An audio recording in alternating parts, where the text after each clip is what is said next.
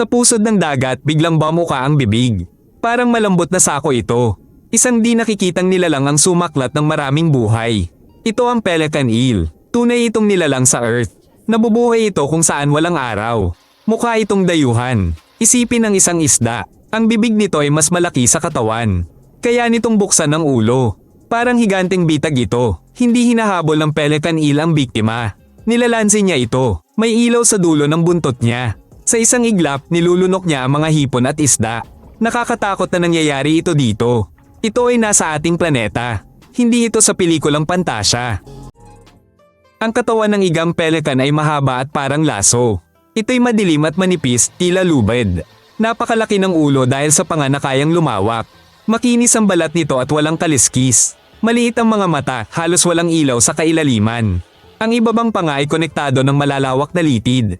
Kaya nitong lumawak pababa at patagilid. Nagiging parang supot na bibig ito. Ang mga ngipin ng igang ay maliliit at siksik.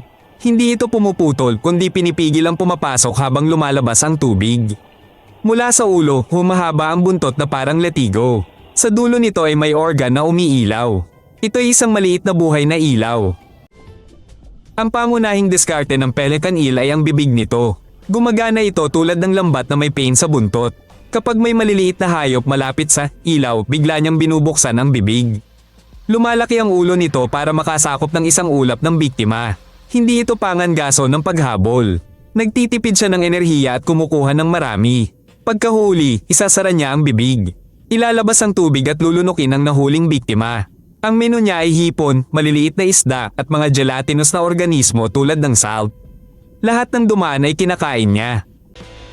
Pelicanong igat ay nabubuhay sa tropikal at subtropikal na dagat sa halos buong mundo, malayo sa baybayin.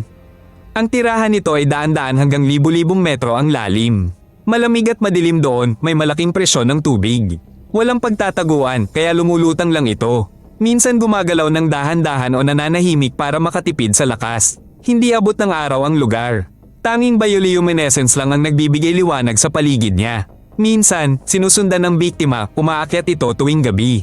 Pagdating ng araw, bumabalik ito sa kailaliman. Para gumana ang sako, maliksi ang buto ng bungo at elastiko ang litid. Bumubuka ito tulad ng payong, lumilikha ng maluwag na lukab. Kakaunti ang kalamnan at mabagal ang metabolismo. Mainam ito kung kakaunti ang pagkain. Ang organong nagliliwanag sa buntot ay kumikinang dahil sa kemikal. Maaari itong palakasin o patayin ang signal.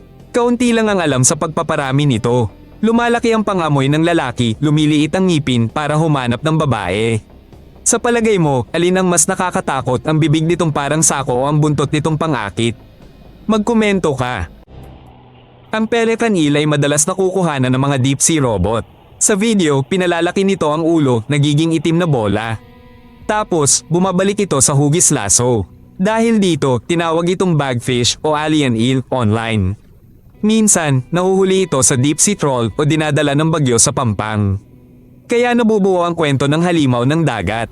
Ngayon, simbolo ang pelican eel ng kakaibang lalim ng dagat. Ang Palus pelican ay kakaiba sa lahat ng nilalang. Kaya't ginawa itong hiwalay na uri ng mga siyentista. Ang mga larva ay hugis dahon at malinaw. Namumuhay sila sa itaas. Bigla silang nagbabago. Nagiging ganap na palos na may bibig na parang supot.